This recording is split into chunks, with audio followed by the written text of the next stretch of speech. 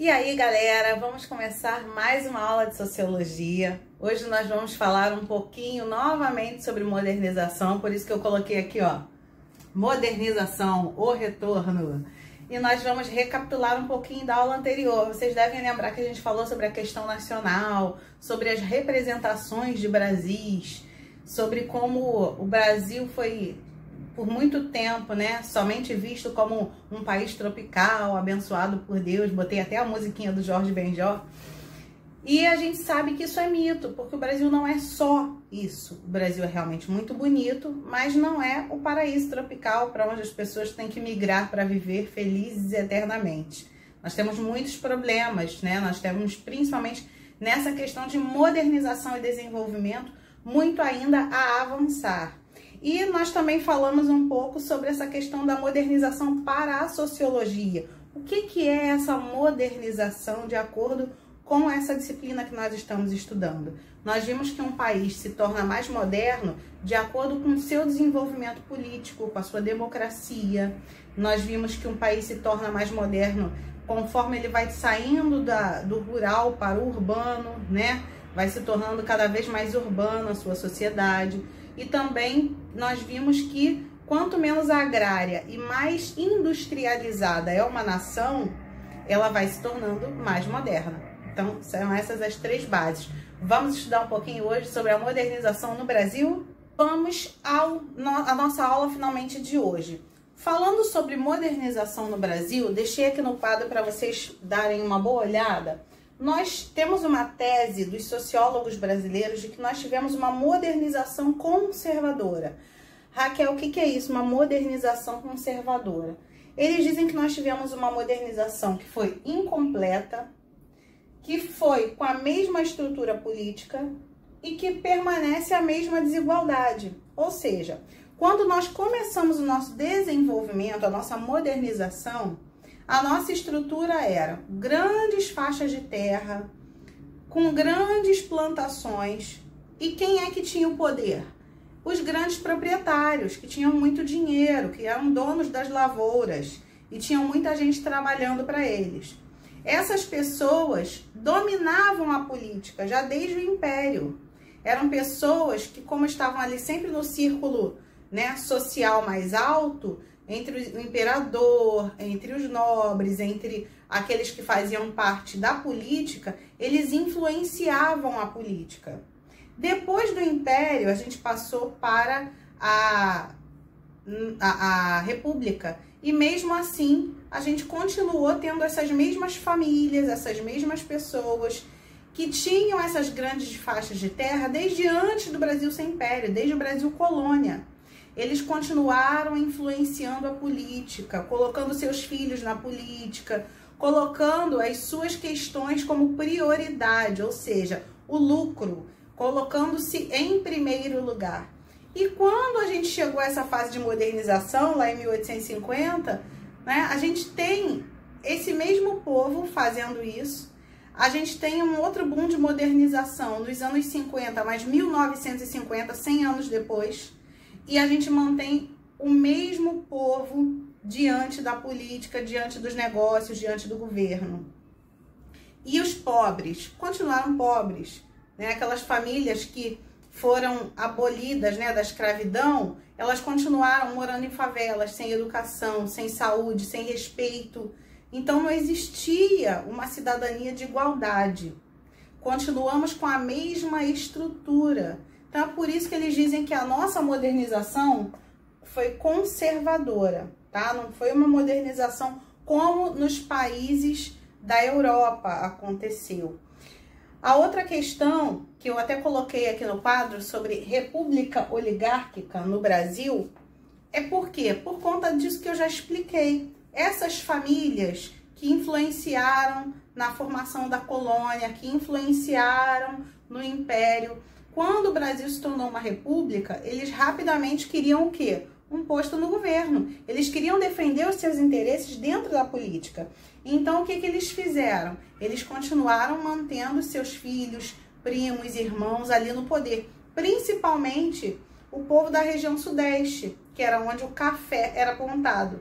O café nos anos 50 do século 19, ele foi assim a principal lavoura, o principal fonte de dinheiro, né? Foi o boom da indústria brasileira inicialmente, através do café, que era totalmente plantado, colhido, não é, cultivado por quem? Pelos escravos que foram traficados da África. E assim eles foram fazendo fortuna, até que, mesmo com a abolição, mesmo com o advento da República, eles continuaram se mantendo no poder. Ou seja, eram oligarquias, que eram famílias poderosas, no poder do governo brasileiro. Por isso que a gente chama de república oligárquica. As oligarquias são grandes famílias ricas, que elas têm o poder de determinada região. Você já deve ter ouvido falar, por exemplo, a família Sarney.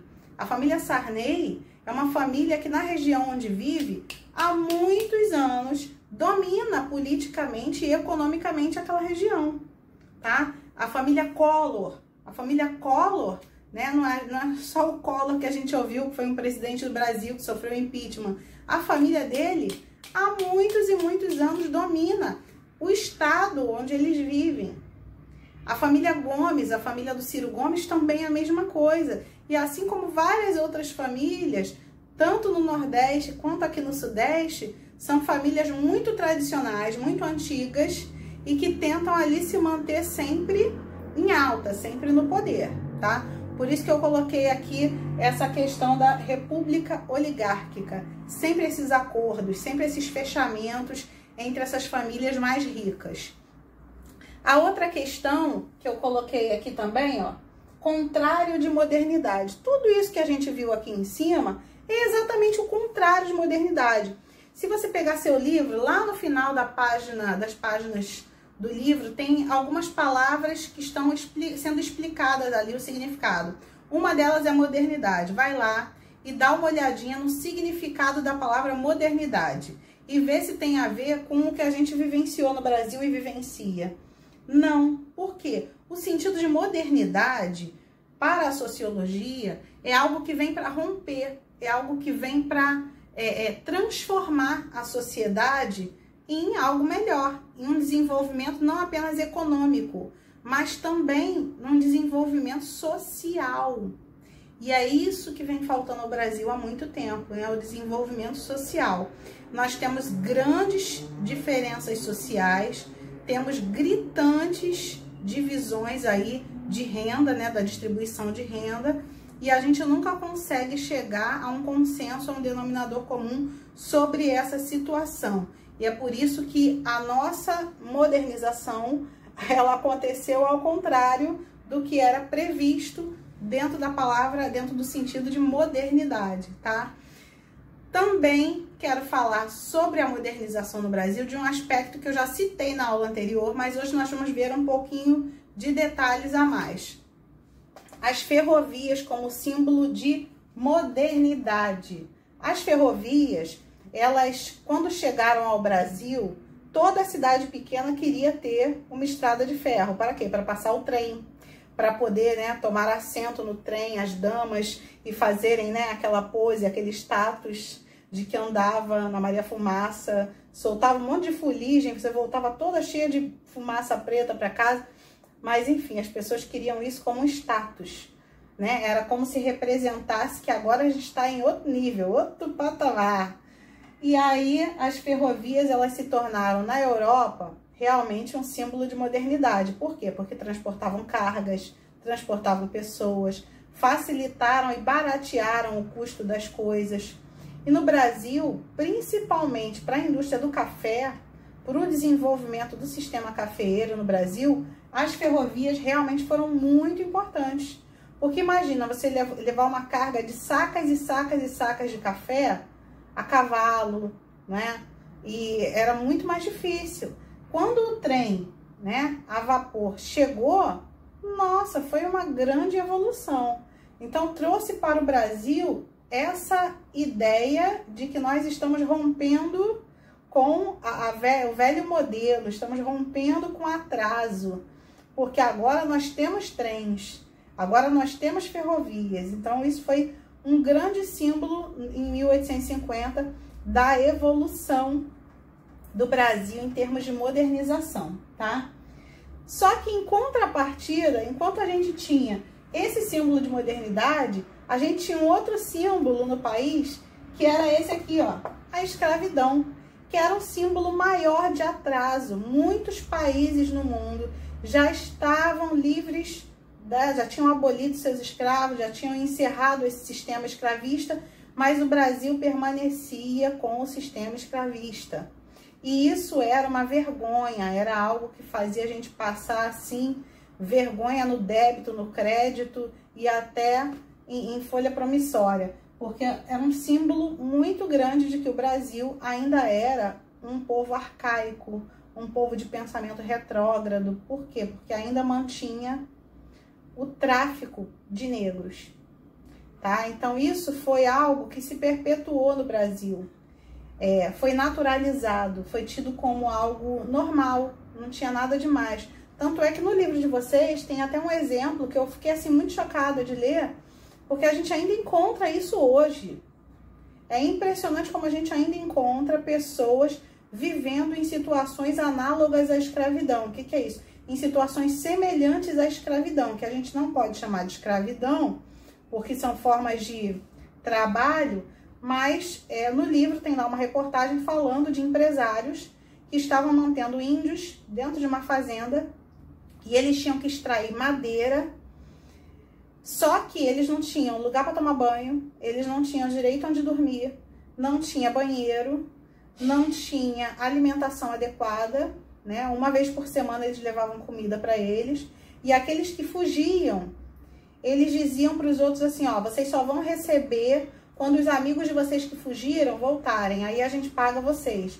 Então sempre tinha um grupo ali que ficava na esperança de receber o salário, que não recebia nunca.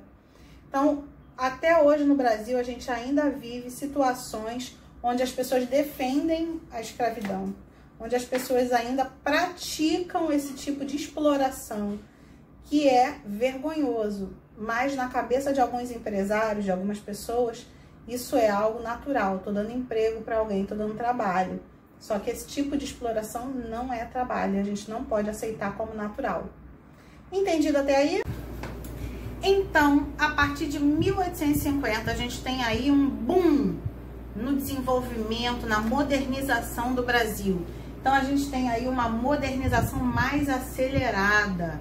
E o que acontece com isso? A gente começa a ter, através das ferrovias, um grande desenvolvimento de outras áreas, como a construção civil, para construir as ferrovias, da siderurgia, porque precisava fazer as estradas de ferro, né?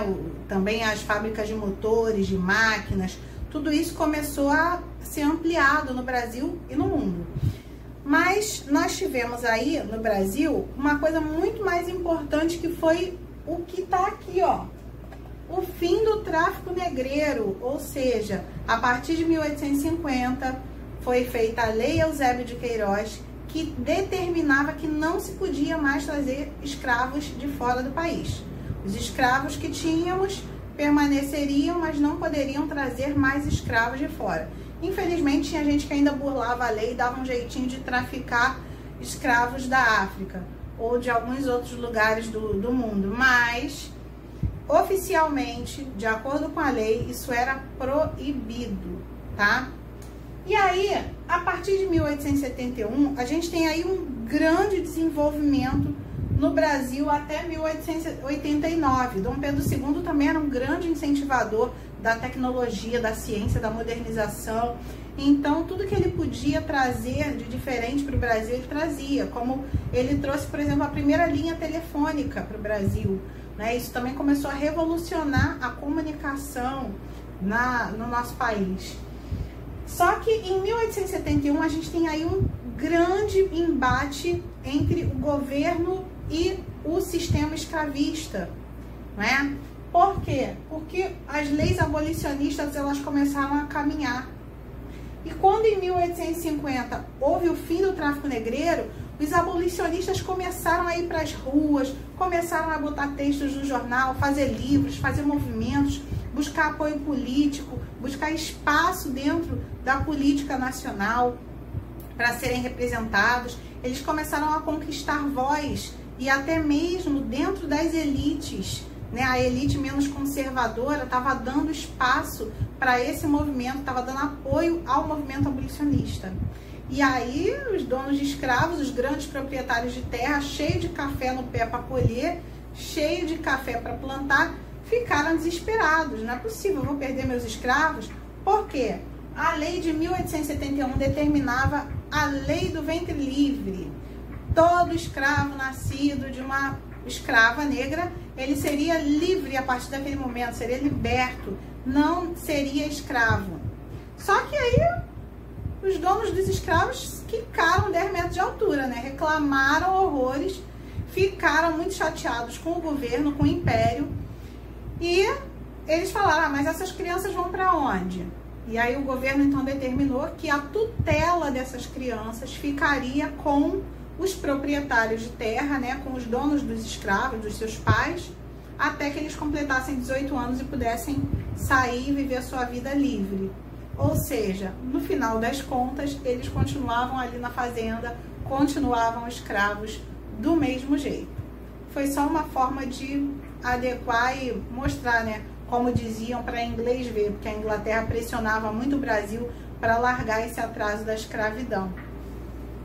E aí nós temos também uma crise muito grande no Império.